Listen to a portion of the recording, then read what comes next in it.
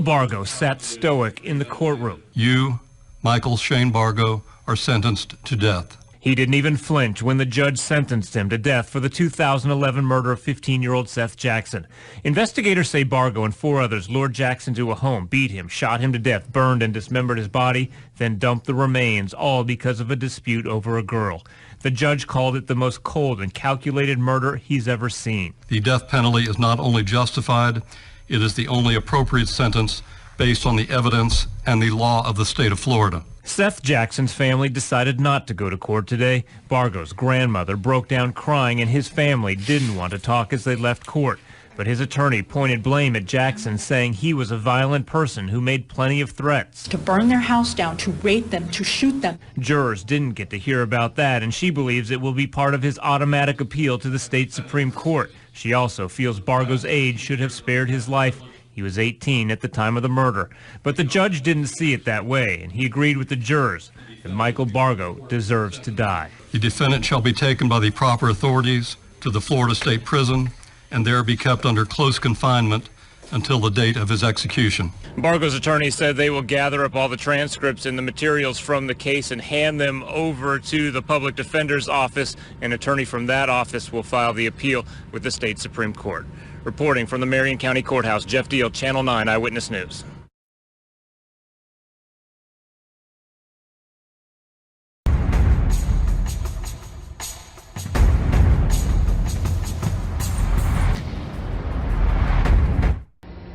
And Mike, Austin Myers had another shot today. He asked the judge to spare his life. Last week, a Warren County jury recommended death for the 19-year-old. But at the official sentencing this afternoon, Judge Oda heard from Myers as well as Justin Back's family. Austin could have stopped it, but tells Justin it's okay, it's almost over. You could have changed your mind many times, but you didn't, especially when Justin was begging for his life. An 18-year-old Navy recruit begged his friends to stop choking and stabbing him. Instead, they continued with the brutal murder. I'm not going to stand up here and tell you how much I hate you. That is without question. Today, Justin Back's parents didn't hold back as they spoke to Austin Myers, one of the teens who is now convicted of killing their son Justin. I would just hope that every time you close your eyes at night, you see my son Justin. Myers himself had a few words for the judge. No, I've made a horrible mistake. I'm only 19 years old. I think there's a lot of good things I can do with my life if you allow me to keep my life. Judge Don Oda upheld the jury's recommendation and sentenced Myers to death.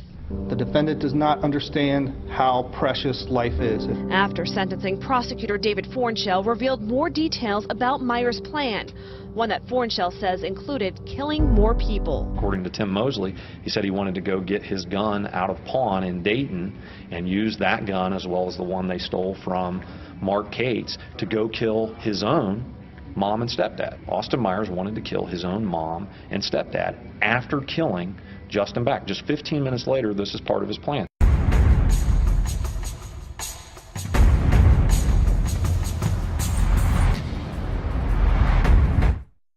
Breaking news here, Steve, on MSNBC. Dylann Roof will get the death penalty. That is what these 12 jurors have unanimously decided today. Dylann Roof will get the death penalty for 18 of these 33 federal charges that he was convicted on just last month. Dylann Storm Roof, 22 years old, now becomes the first person in America to be given the death penalty in federal court for a hate crime, Steve. This marks the end of a very emotional, difficult, and historic trial here in Charleston, South Carolina. This jury comprised mostly of white women. They have decided that Dylann Roof will die by a lethal injection after having killed these 9 African-American church members at Emmanuel AME Church on June 17th, 2015, here in Charleston, South Carolina. The prosecution today, in their closing argument, they went through just vivid details of each of these victims we have come to know so well throughout this process, of what each of them saw saw in their last moments together in that church. They saw fear and they saw Dylann Roof. And he went through, the prosecutor, through the premeditation, the planning that Dylann Roof undertook in doing this, and then his final objective, to incite others to engage in a race war. I also want to explain to our audience, Steve, why the jury might have taken 3 hours almost to get to this conclusion. They had to go through what is called a verdict form, and that is a similar process than the one that was undertaken during the Boston Marathon bomber trial, during the Tsarnaev trial.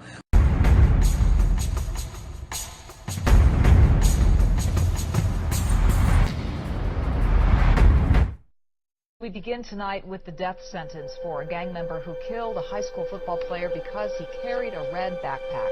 The murder of Jamil Shaw shocked the community. Eyewitness News reporter Miriam Hernandez is live in downtown LA with the family's reaction to the judge's decision. Miriam? From the night of the crime to the sentencing of the killer, it has been a 4-year ordeal for the Shaw family. Today was the wrenching finale. Already convicted of murder, Pedro Espinosa today heard directly from the family of Jamil Shaw II, the 17-year-old he gunned down. The days when I was growing up, it was basically you use your fists. You don't just go and kill somebody cold blood. It's the coward's way out. Jamil was a football standout who Espinosa shot thinking Jamil was a rival gang member. Before the judge pronounced the death penalty, the Shaw family told of their pain. After 4 years, still raw. I find myself, I'm not that strong of a Christian because I can't turn around and say I forgive you for killing my son. You should thank God if you have your family intact and your kids and you're loving them and you're doing things. Thank God for that, because there's people like that don't give a damn. Espinosa, 23, an undocumented immigrant, had a history of gang crime and assaults even while behind bars. He shot Jamil Shaw a day after he had been released from jail. Today, in a last-ditch effort to avoid sentencing, Espinosa demanded a new trial, telling the judge his attorney was incompetent. The motion was denied. Instead, Judge Ronald Rose ordered execution. At which time and place you shall then put to death Pedro Espinosa in the manner prescribed by law. You know, you want revenge. You can't help it. It's like a human nature. That was my son that, you know, was on the streets dead. That was my son, and people don't understand that. And the family has these words for Jamil. We did it, man. We did all we could do. You know, can't do no more than that, man. You know? I tell him every day, sorry about that, man. Sorry, man.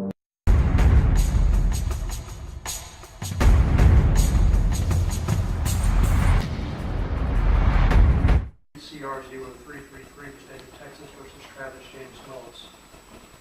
Special issue number 1, answer, we the jury unanimously find from the evidence beyond a reasonable doubt that the answer to special issue number 1 is yes. Signed by the foreperson of the jury. Special issue number 2, we the jury unanimously find that the answer to special issue number 2 is no. Signed by the foreperson of the jury. Will the jury return in open court the above answers to the special issues submitted to us, and the same is our verdict in this case, signed by the foreperson of the grand jury. Does either side desire to have the jury poll as to their answers to these special issues? We do not.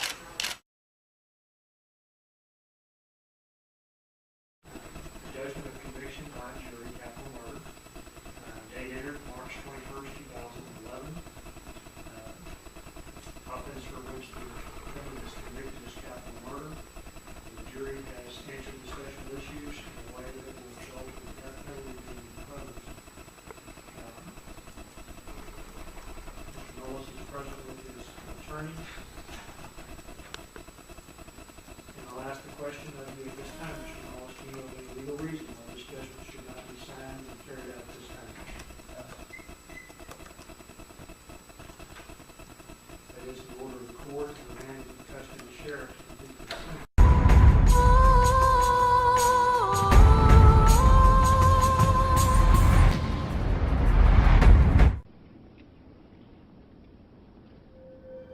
Brandon Lee Bradley, you have been given the opportunity to be heard and show cause why judgment should not be imposed and offer matters of mitigation.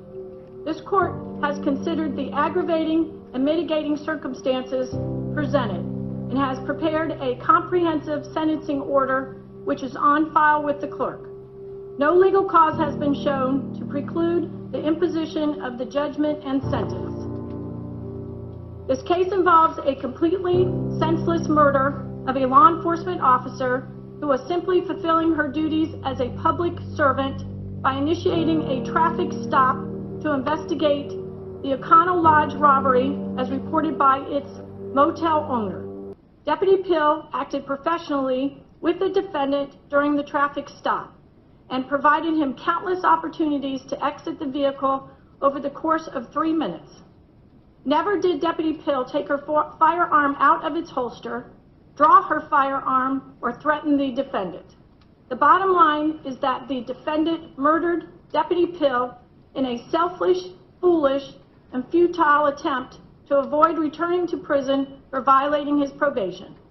The defendant planned well in advance of the shooting of Deputy Pill that he would do what it took to avoid incarceration, even if this entailed using a gun to shoot an officer. Despite ample time for reflection, to abandon his plan to avoid arrest, and even being urged by his then-girlfriend and trusted friend, Andrea Michelle Kirshner, not to shoot Deputy Pill, the defendant did so regardless. The defendant chose not to just shoot Deputy Pill one time, but fired off 7 more shots. The defendant's brazen, premeditated, callous, and cowardly action of shooting Deputy Pill multiple times on a public street in a neighborhood of congested single-family homes mandates nothing less than a death sentence. Therefore, Brandon Lee Bradley, as to count 1, you are judged guilty of the crime of first-degree murder for the unlawful killing of Deputy Barbara Pill. For this crime, the court sentences you to be put to death in the manner prescribed by law. As to count 2, you are judged guilty of the crime of robbery. For this crime, the court sentences you to serve a term of imprisonment in the Department of Corrections for the state of Florida for a term of 15 years. As to count 3, you are judged guilty of the crime of fleeing or attempting to elude a law enforcement officer, siren and lights activated with high speed or reckless driving. For this crime, the court sentences you to a term of imprisonment in the Department of Corrections for the state of Florida for a term of 15 years. As to count 4, you are judged guilty of the crime of resisting officer with violence.